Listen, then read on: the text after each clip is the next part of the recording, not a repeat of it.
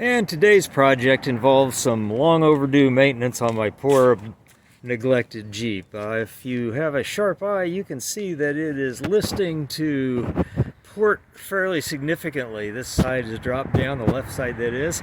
3-inch rough country lift that was installed using helper springs that were added to the original spring packs. One of the things I just noticed, if you notice that there's actually an angle shim under this that was put in originally to help the original rear drive shaft work a little better and shake a little less. It wasn't really successful, so I put those. I left them in whenever I installed the CV rear drive shaft. Thing is, I just noticed that one's missing. I remember the left side got loose one time. I snugged it down, wondered why that happened. Well, it's because the angle shim fell out. That's one of the reasons it's down just a little bit on the left. But at any rate, these springs are well past it. They are worn out, they are sagging, they just aren't that good.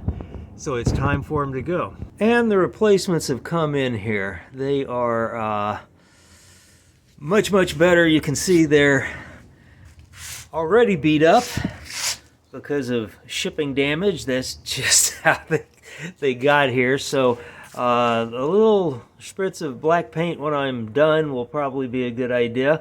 Also separately, these are Zone Off-Road, by the way, springs, and they come with 2-piece press-in poly bushings.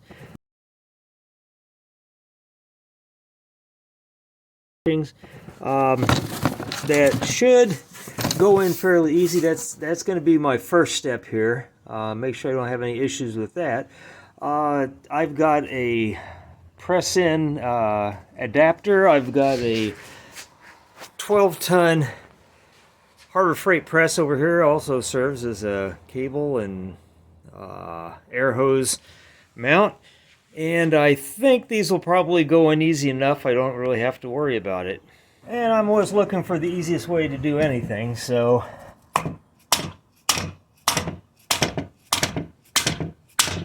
why use a press when you got a hammer? I don't even get to go caveman on this side. This is just pure loose. So I believe the insert, the metal insert that goes in the bushing, will hold it in place. Certainly I'm not worried about it moving around once I get it bolted in. So great, I just have to put the other one in and put the tube in the other side.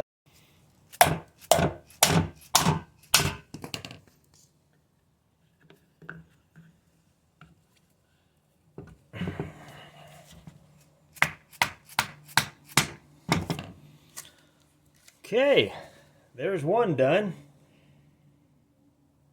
I think I'll touch it up before I install it. Okay, remember folks, this is a Jeep, not a show car.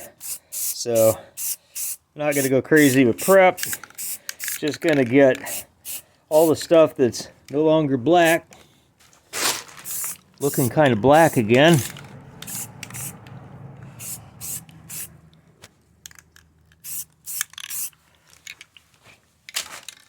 And got to do the same to this end down here. But that little bit will definitely do everything it needs to do. The other one's a whole lot better. It shipped without a box. That one shipped in a box, but it was so loose inside that it just almost didn't matter. This one just had the bubble wrap wrapped around the ends, and that has kept the ends in pretty good shape. The brackets got a little bit biffed up.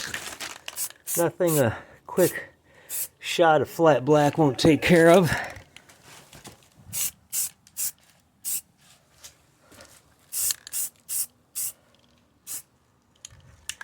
All right. Okay, now my brand new leaf springs are refurbished, and they have bushings installed.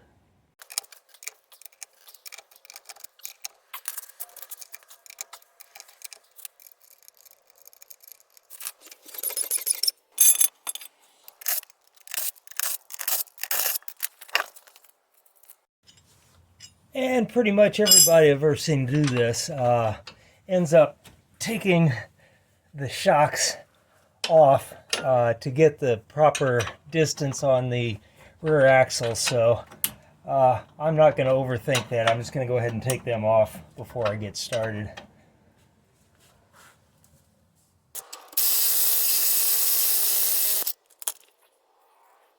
Okay, also going to go ahead and break loose the U-bolts.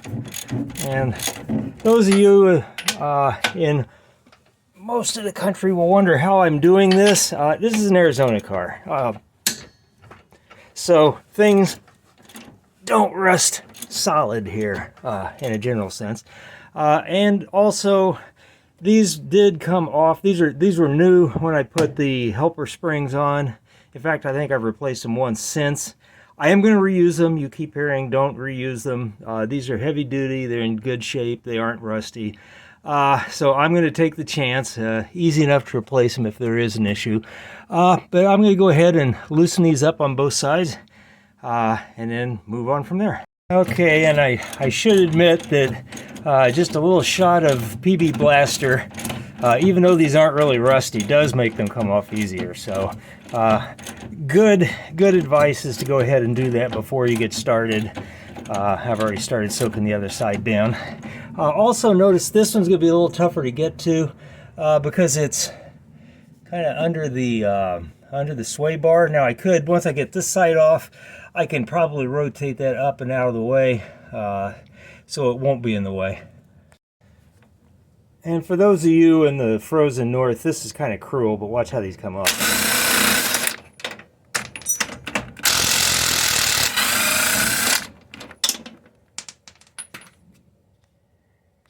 Now this is out of the way so I can get to that nut a whole lot easier. I undid both the outside U-bolt on the other side as well, and it just makes everything easier. Okay, now I'm going to let the axle down a bit with the rest of the car, of course. The body will be caught by the jack stands I put in. Okay, now there's just the tiniest bit of tension still on the springs. That ought to be about right. You need probably a little bit. I can let this down a little further. You want to make sure that either you got the jack stands on the body set high enough that you can get your jack all the way down, or use, like I am, a low profile jack, which can drop it several more inches, which is more than I need. Now at this point I should be able to get the shocks off easily enough.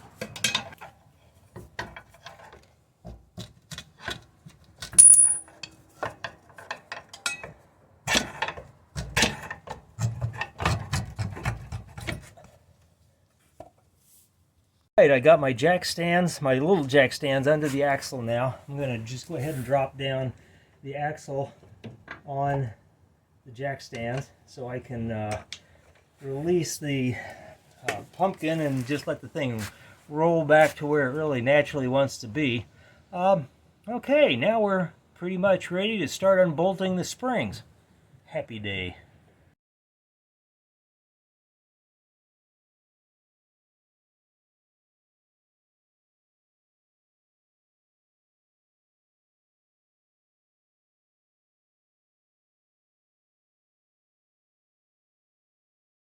Let's get this.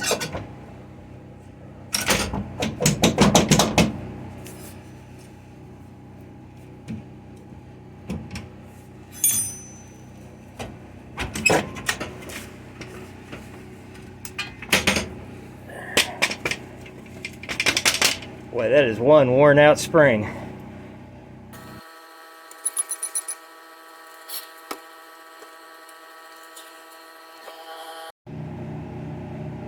Clearly, that was the trick. I left the jack stand in the other side. I dropped the axle, which of course dropped only this side, which gave me all the clearance I need. Now I should be able to wrestle the thing into place easily enough. And the first trick is going to be getting the front bolt just loosely in place. Okay, to facilitate that,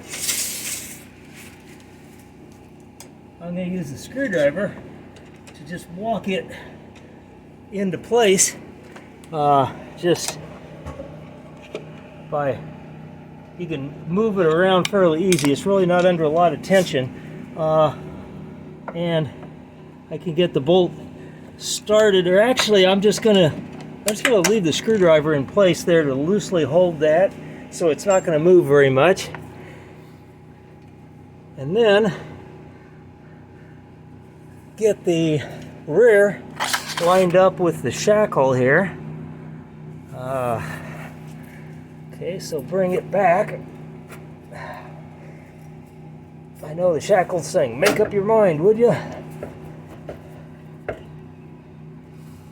Okay, and I can see it's really not going to be totally lined up until I raise the axle just a little bit. The other thing I need to mention here is that I do need to line up that pin that's on the other side of that bolt with the center hole here. So clearly my axle has moved back a bit. You know, that's fine, or forward rather. Doesn't really matter at this point. There's probably a way to avoid that, but it's not going to really cause any major issues. What I'm going to do is I'm going to raise the axle. Actually, I'm just going to push against it here. I'm just going to get a smaller jack. I'm going to lift the axle to get the rear lined up. I'm going to go ahead and get the bolts into place, and then I'm going to walk the axle under the pin and then raise it back up. How's that for a process?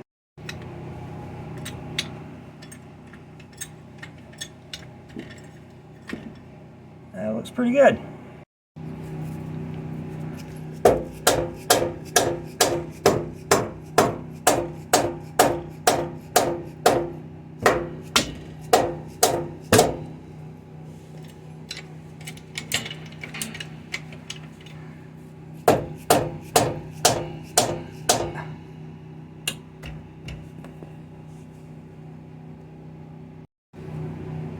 Alright folks, I may live in the desert, but I'm a firm believer in greasing the heck out of everything on the suspension whenever it goes together.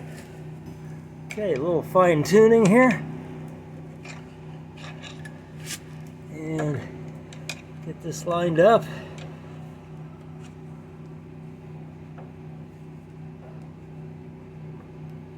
That looks pretty good.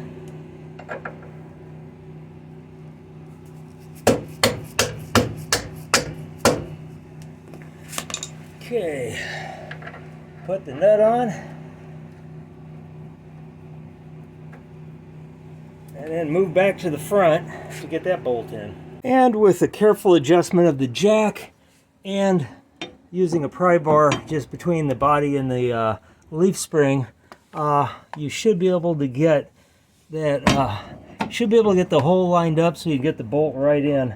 Let's see, so I'm going to bring the jack up just a little bit and find a place in between where I can get this in. Apply some grease. Lots and lots of grease.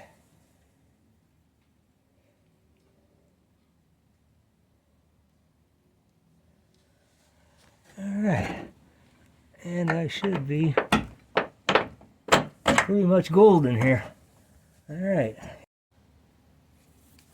Okay, and once you got it all lined up like that, you want to be able to take the tension off it. Do not use your heavy-duty impact on this, because if you strip out that nut, you're going to be very sad because you'll be cutting into your frame to replace it.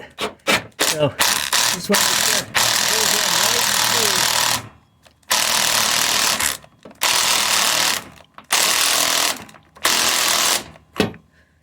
smooth. All right. The spring is now, for all intents and purposes, in place. I'm going to go ahead and bolt it down tight using a torque wrench.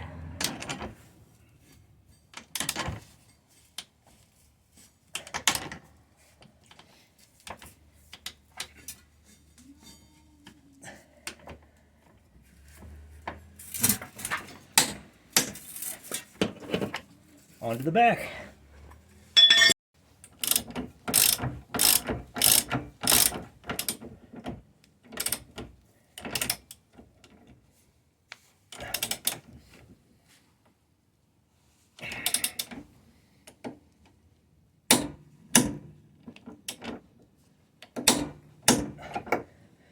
we are on there.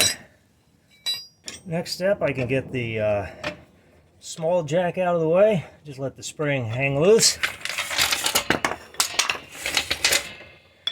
And should be able to easily line up this pin, and I'll see if I can get the camera to you can see the pin here, you can see the hole it goes into there. It's really not going to be all that difficult to get it into place. Procedural note, I am not replacing that angle shim that was in the other side and it had fallen out of this side. It's not necessary with a CV drive axle. That's kind of the whole point of a CV drive axle. I left it in because I thought it might make it better. Can't say it did, can't say it didn't, but don't need it. So now I'm going to raise the rear axle.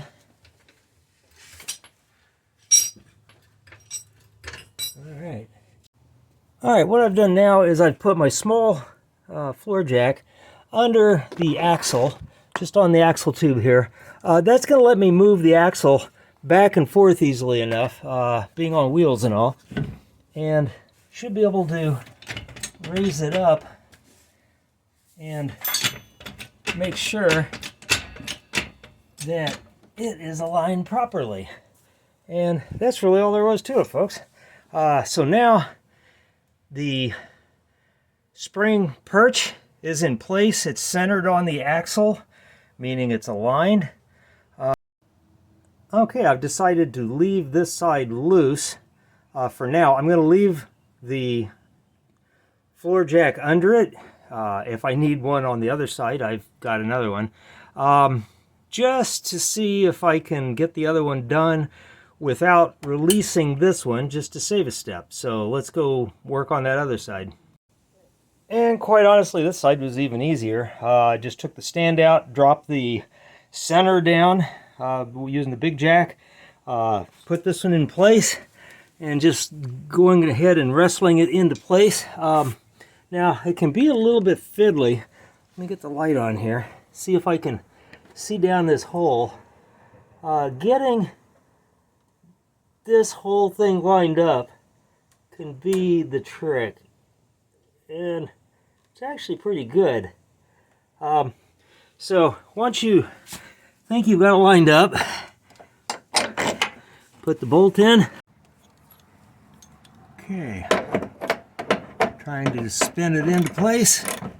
A little pry bar action. I saw that the back side needed to come forward a little bit, so I'm using a pry bar hook end to push it that way, and clearly got it started. So they can be fiddly. I remember I had this issue last time, so just be patient and you'll get it. Okay, front bolt is snug. I now have the wood block under the second jack where I raised it to the appropriate height. Fine tune it here. The other thing I want to do is to just bump the shackle into place. Try to gauge where the two holes will, what they need to come into perfect alignment. And that looks like about it right there, folks.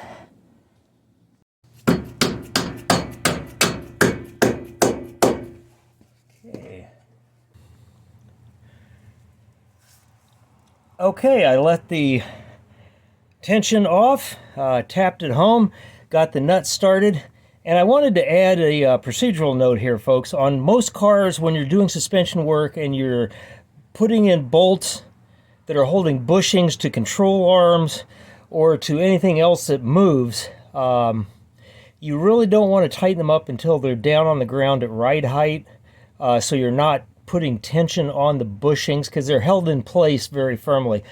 In this case, I'm not really worried about it. You saw how easy these bushings went into the leaf springs. If they need a little wiggle to get happy, they're not going to have any trouble getting there. So just FYI. I don't know if you can see it, but I can very easily move this axle back and forth. I've got the centering pin pretty much lined up there. Still have the floor jack underneath it. Let me get out a little bit here, and I'm going to go ahead and raise it up just to make sure I'm lined up where I really want to be. And whenever I drop it, there may or may not be enough give here to, nope, not exactly. So I'm going to have to use the floor jack the big floor jack that's holding the differential up in the center is the one that's coming into play now. So what I'm going to do is put that where you can watch the progress as I release floor jack, and hopefully the pin will slide right into place.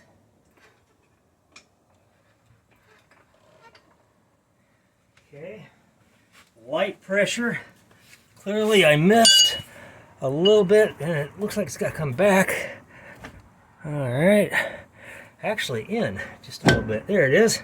Just needed a little push in. Now both of the leaf springs are centered on the perches. I can now raise it with the center pumpkin, the jack, and get a little more tension on it and start putting the U-bolts in to hold everything into place. Can't really miss because there's a centering pin there. Now it's just a matter of getting the U-bolts in. Okay, back U-bolt is in place. I'm going to learn that same trick on the installation side where I'm going to do the back ones first so the sway bar is not in my way. I'll put the long nuts on. And as you might have noticed, I did use a healthy smear of grease on these U-bolts. So I will not be fighting these next time either. That's very important. And right now I raised the center of the differential enough where the actual weight of the car is now on the it's basically on the springs. The springs are holding it up. So it's all looking good. It's all looking like it ought to. And now I just got to crank these 200 turn fasteners into place. I won't make you watch. Okay, I ran them down with my little impact just past snug. You don't get them too tight because it will pull the whole plate over to the outside, which you don't want. So you want to tighten them up a little bit sequentially. So I'm going to go ahead and connect the other side, the inside bolts, and then I'll start on the outside.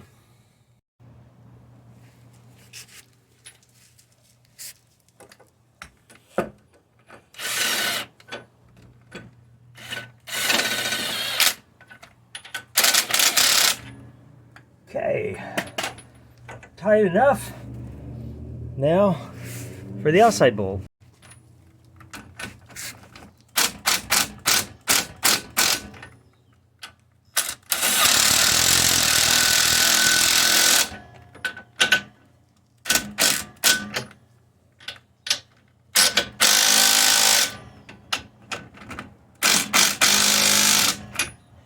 Good start. Now I'll go over and do the other side.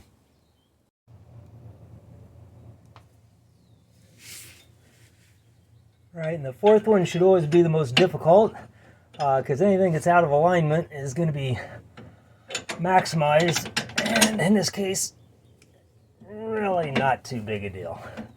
All right, again, by doing the outside U-bolts last, we've made the whole job much easier, less fighting, and it's just going together like butter.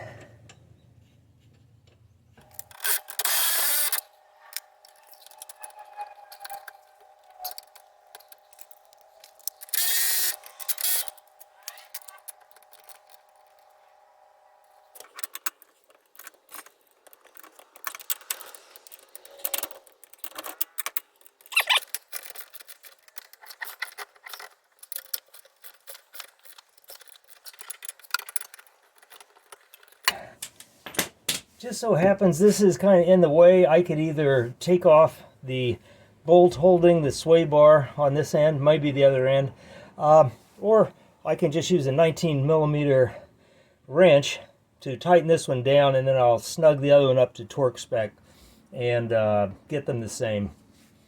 Sometimes you compromise. Okay, so I'm gonna get a feel for what this one feels like with this wrench, and then replicate it using my calibrated wrist. You know, there it is. All right, folks, that's done. Next challenge, shocks. Okay, one of the things I noticed about these shock washers, particularly this one, is no longer flat. It's kind of a shaped device. So,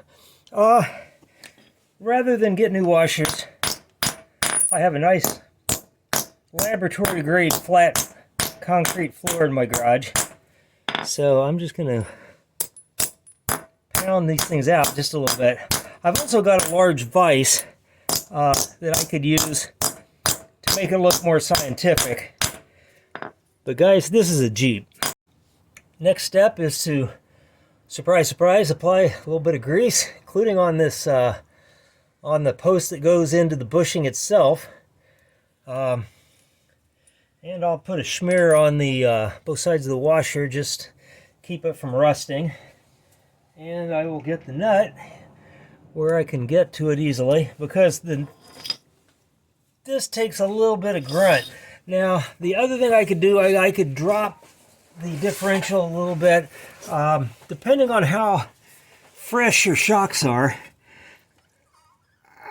they will fight you more or less. So that was pretty easy. So that was the right way to do it. Basically, just push it into place,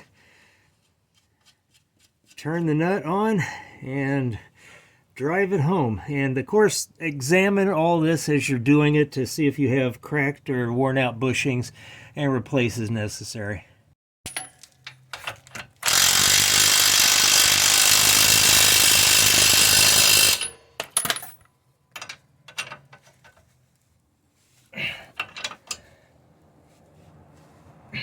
And German term, guten tight. All right, folks. Now we just have to get the car back up high enough to get it off the jack stands, that is, and get it, get the wheels back on it.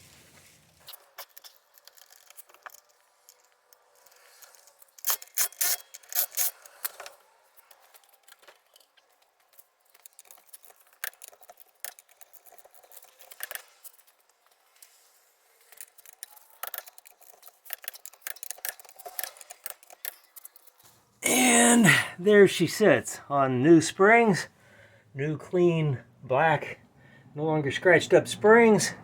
Everything's nice and snug, wheels bolted and torqued down.